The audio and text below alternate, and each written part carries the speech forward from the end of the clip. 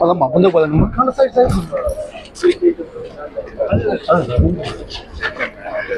இது நல்லா ஒருத்தர் தான் சொல்றாரு அவரை காணியம்மா நொந்துரு ஒரே போகணும்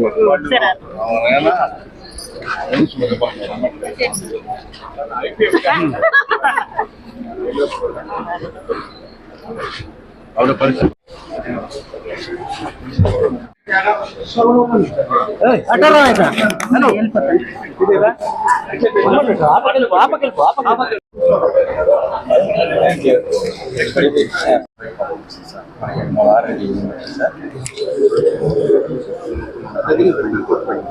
కొంచెం గట్టిగా చెప్పండి అందరికి వినబడాలి.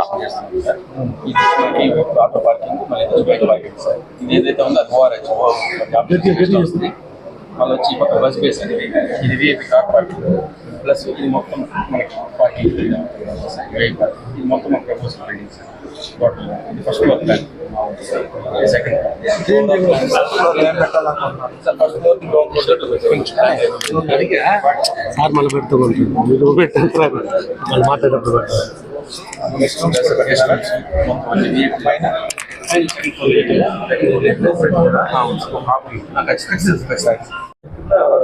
మెయిన్ సెక్షన్ సార్ నాకు 18 స్టేషన్స్ ఉంటాయి సార్.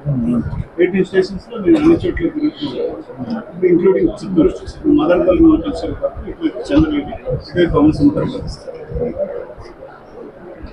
ట్రాఫిక్ ఉంది. ఎన్ని ట్రైన్స్ వెళ్తాయి? 32 ట్రైన్స్ సార్. 32 ఎన్ని ఆపుతారు ఇక్కడ? 32 నుంచి 6 ట్రైన్స్ ఆగాలి sir.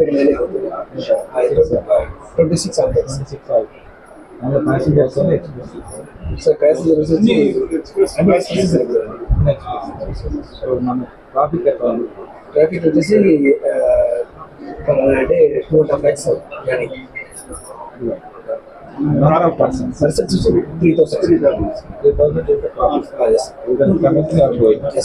coming sir. Only 3,000 incoming. Outgoing 3,000.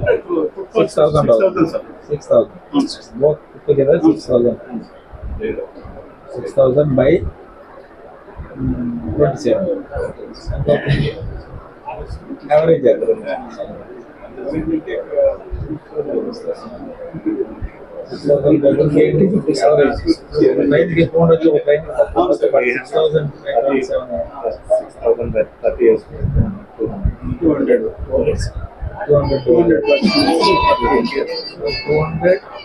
but 2 trains. Inland and out by 2. 1 month ఇక్కడ 1 month ఒక ట్రైన్ ఎక్కడం అనేది రియల్లీ ట్రూ.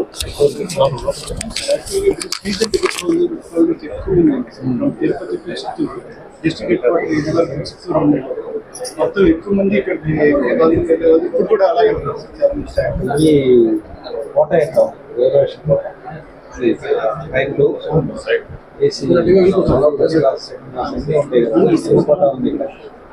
ఇక్కడ స్టేషన్ కోట అంటూ తిరుపతి స్టేషన్ డైరెక్ట్ కోటలోనే మనం సార్ వాళ్ళు రిలీజ్ చేస్తారు సార్. రిలీజ్ వాళ్ళు చేస్తారండి. ప్రతి స్టేషన్ కోట ఉంది. నేను ఇక్కడ నుంచి అప్లై చేశాను, మీకు లేదు అని చెప్తారు.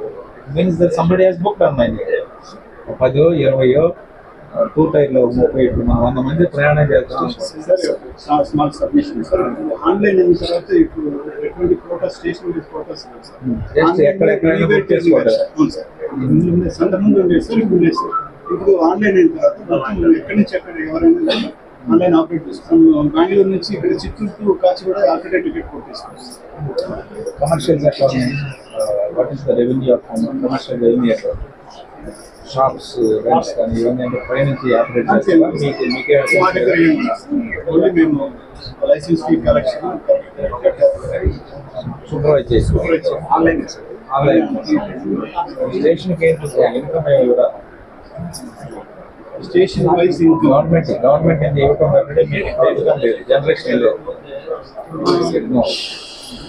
అట్లా మిస్లెనియస్ కంటిన్యూస్ ఎట్లా మీట్ అవుతారు? అంటే క్లీన్లీనెస్ వాటి interest cash station interest cash SMR interest వాళ్ళు డిఆర్ఎం నుంచి వస్తారు. మీకు ఇక్కడ ఏమి ఎర్నింగ్ లేదు. మార్చ్ 31st కంప్లీట్ చేసి ఉంటాయి.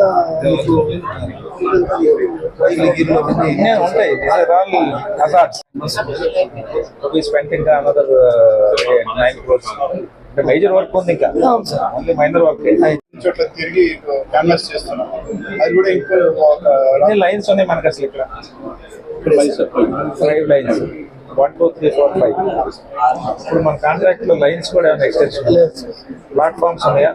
ప్లాట్ఫామ్ డెవలప్మెంట్ కానీ కొత్త జగదీష్ అదే ఉందా? డిజిటల్ వచ్చేసిందా?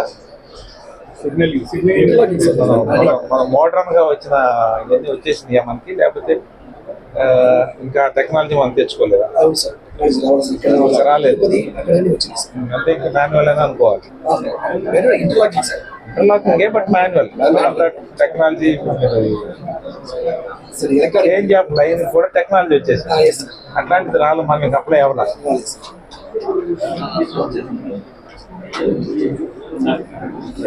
ఫైనల్ గా ఒకసారి విజిట్ చేద్దాం సార్. ఏది ప్యానల్ బోర్డు ఒకసారి తెలుసు, అది కొత్తగా చేసేది. ఇన్సిడెంటల్ నా first job was assistant station somewhere in 1986. నేను జాయిన్ అవ్వలేదు కానీ but I know that what is happening technically. Me board ఎట్లా ఆపరేట్ అయితే కూడా తెలుసు. బాగానే ఐడియా ఉంది. దాని నుంచి వెంటనే బ్యాంక్ వెళ్ళిపోయాను. బ్యాంక్ నుంచి income final destination. First job assistant station. అవునా మన రైల్వే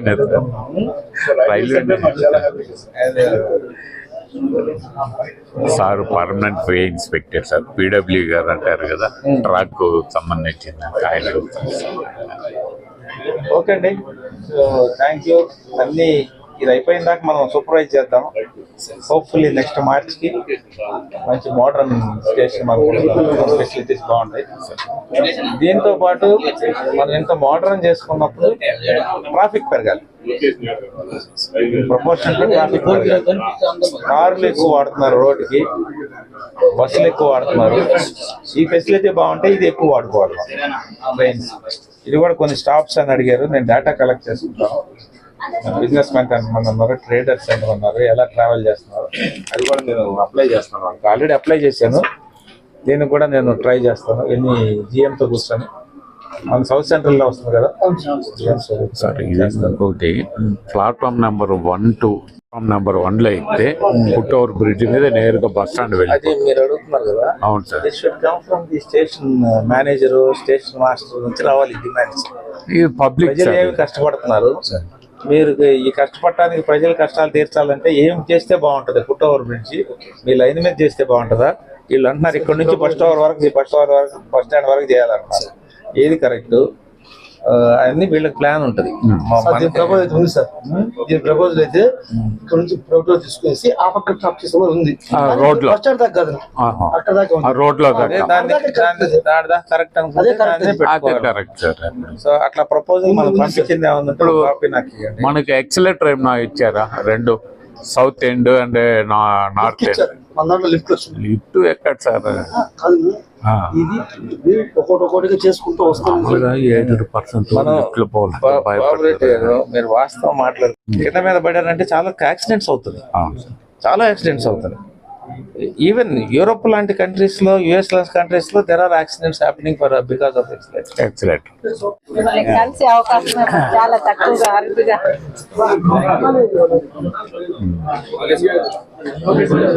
థ్యాంక్ యూ. అమాలిస్ వచ్చున్నారు. నమస్తే సార్.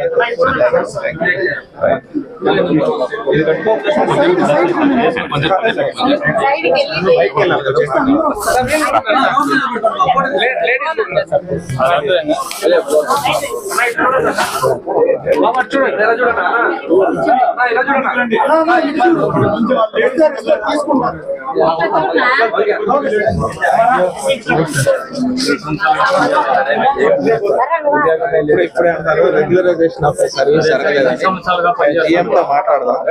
మాట్లాడి దీనికి అన్ని రూల్స్ ఉంటాయి మీకు తెలుసుగా, ఎన్నాళ్ళు పని చేయాలి అంటే చూస్తాం.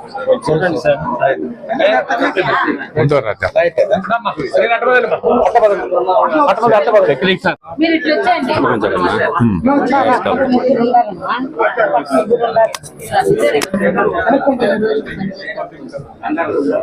ఇప్పుడు ఈ స్టేషన్ లో పనిచేయడానికి టాపిక్ మీరు ఏ ఏరియాలో పనిచేస్తున్నారంటే అక్కడ మీకు ఎలాగో మన హౌసింగ్స్ వస్తాయి, అప్పుడు మనం అక్కడ పెడదాం. ఇక్కడ రైల్వేలో కూడా ఉందండి ఫెసిలిటీ, హౌసింగ్ ఫెసిలిటీ మనకుంది. మన స్టేట్ గవర్నమెంట్ అదే సార్, అంటే మీరు ఎక్కడ ఉద్యోగం చేసినా మీ కాలనీలో హౌసింగ్ ఇవ్వడం అనేది మా స్టేట్ గవర్నమెంట్ ఉంటుంది. ఇప్పుడు మనకి శాంక్షన్ అవుతున్నాయి, కొన్ని లక్షల ఇల్లు వస్తున్నాయి మనకి ఆంధ్రాకి. దానిలో మనకి చిత్తూరుకి ఎన్ని వస్తాయో చూద్దాం, దానిలో మీకు కూడా కొంచెం చాలా భేదవాళ్ళు సార్ ఇప్పటి నుంచి. ఎన్నేళ్ళు కంప్లీట్ చేయాలి, వాళ్ళ క్వాలిఫికేషన్ ఏంటి, దాన్ని పర్మనెంట్ చేద్దాం అంటే మనం ట్రై చేద్దాం. వాళ్ళకి చాలా ఈజీ.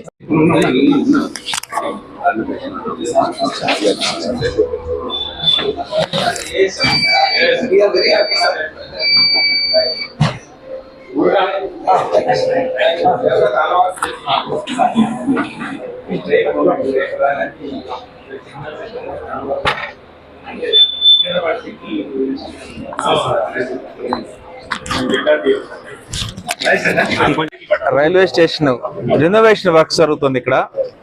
ఈ రైల్వే స్టేషన్ రినోవేషన్ వర్క్స్ పరిశీలిద్దామని వచ్చాను.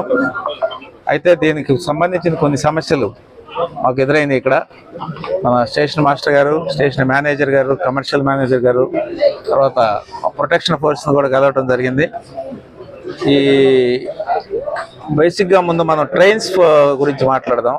ఇక్కడ దగ్గర 32 ట్రైన్స్ వెళ్ళటం కానీ రావటం కానీ జరుగుతుంది. దానిలో 6 ట్రైన్స్ మెయిన్ ఇక్కడ ఆగటం లేదు, ప్రజల సౌకర్యార్థం ఆగటం లేదు. దానికోసం డేటా తీసుకొని ఇప్పుడు మేము సప్లై చేస్తాం. ఎందుకు మనకి కావాలి ఇక్కడ ఆగాలనేది ట్రేడర్స్ కానీ, బిజినెస్ పీపుల్ కానీ, ఎంప్లాయీస్ కానీ ట్రావెల్ ఎక్కువ ఉంది. ఆ టైమింగ్స్ కూడా బాగా సూట్ అయ్యేటట్టుంది. దానికి మేము జిఎం గారిని రిక్వెస్ట్ చేస్తాం. మిగతా 27 ట్రైన్లు కూడా వస్తున్నాయి, వెళ్తున్నాయి. దానిలో అన్ఈవెన్ టైమింగ్స్ ఉన్నాయి మనకు కొద్దిగా.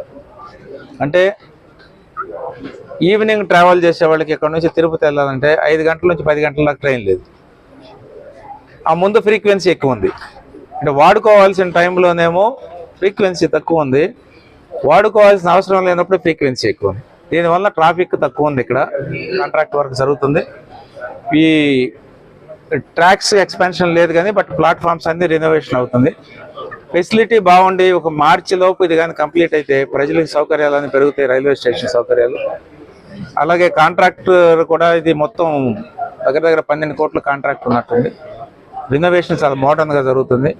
ఇది అయిపోయిన తర్వాత ప్రజల సౌకర్యార్థం అన్ని ఫెసిలిటీస్ ఇక్కడ ఉంటాయి. లైన్స్ కూడా లైన్స్ అయితే ఇంతవరకు ఇంక్రీజ్ అవ్వలేదు. Renovation is for buildings and platforms.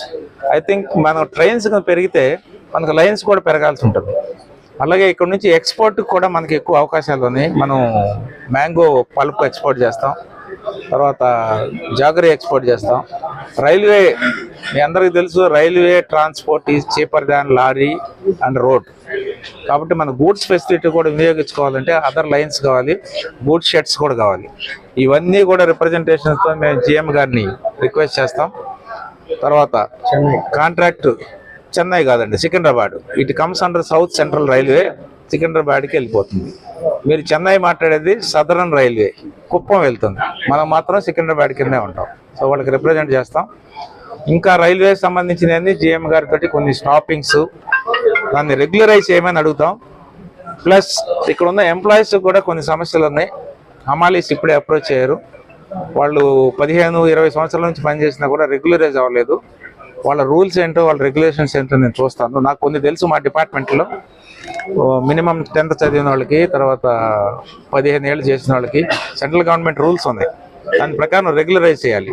హమాలీలు ladies gents ఇద్దరు ఉన్నారు. తర్వాత వాళ్ళకి కూడా నేను రిప్రజెంటేషన్ ట్రై చేస్తాను. క్లీనింగ్కి కమర్షియల్ అతను కూడా చెప్పాము. నేను ఎంత ఇన్వెస్ట్మెంట్ పెట్టామో దానికి కమర్షియల్గా అంత రెవెన్యూ గవర్నమెంట్కి రావాలి. ఊరికి మనం ఖర్చు పెడతాం, ట్రాఫిక్ పెరగదంటే కాదు. ఖర్చు పెట్టాలి, ట్రాఫిక్ పెరగాలి, కమర్షియల్ యాక్టివిటీ పెరగాలి. ఆ రెవెన్యూ గవర్నమెంట్కి రావాలి. మనం పెట్టిన దానికి రెవెన్యూ వస్తే కానీ గవర్నమెంట్ మన మీద ఇంప్రెషన్ వస్తుంది. అంటే ఇది బాగా తయారవ్వాలి, మన ట్రాఫిక్ కూడా పెరగాలి. సో అలాగే వీళ్ళు అమాలీస్ ఇష్యూస్ని కూడా నేను టేకప్ చేస్తాను. సో ఇంకా ఎనీథింగ్ ఉన్నాయన్నీ రైల్వే స్టేషన్కి సంబంధించి నేను ఇక్కడ నెక్స్ట్ 5 years ఉంటాను కాబట్టి ఇంకా ఏమన్నా సమస్యలు ఉన్నాయా? రైల్వే ఓవర్ బ్రిడ్జ్ ఒకటి మనకి ఆ పార్క్ దగ్గర అవసరం ఉంది. దాన్ని కూడా రిప్రజెంట్ చేయబోతున్నాం మేము. ఎందుకంటే రైల్వే తీసుకోవటం, రైల్వే బ్రిడ్జ్ ఓవర్ బ్రిడ్జ్ చేస్తే ట్రాఫిక్ సమస్యలు కలుగుతాయి. ఈ రెండింటికి కూడా మేము చూస్తున్నాం.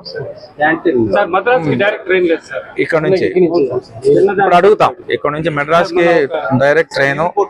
మన ఇక్కడ 12 కోట్ల వర్క్ జరుగుతుందండి. ఇప్పటి వరకు 35% అయింది. బిగినింగ్ అయింది.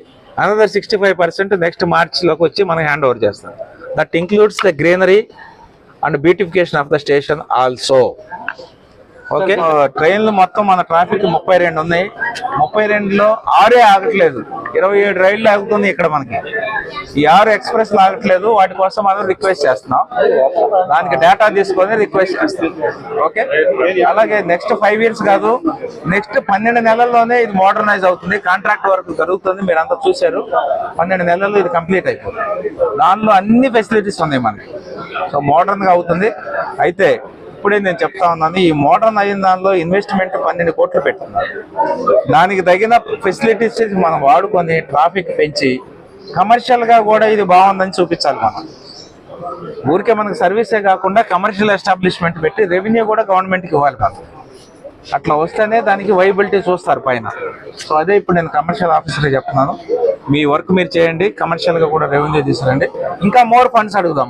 మాకు ఇంకా ఇక్కడ కావాలి, ఫుట్ ఓవర్ బ్రిడ్జ్ కావాలి, మేము ఇంత ఇస్తున్నాం, మాకు 555 times ఇవ్వండి అని చెప్పి మనం అడగడానికి బాగుంటుంది. సో అట్లా జర్నలిస్ట్కి సంబంధించి మీరు లెటర్ ఇవ్వండి, నేను రిప్రజెంట్ చేస్తాను. ఎందుకంటే మీకు రాయితీ ఏముంది అది వచ్చేటట్టు ఇప్పుడు పెట్టిద్దాం. మరి సార్ ఇక్కడ చెన్నైకి ఎక్కువ మంది ట్రైన్ ప్రపోజల్ అయితే పంపిస్తున్నామండి. చెన్నైకి డైరెక్ట్ ట్రైన్ వేయమని ఇక్కడ నుంచి.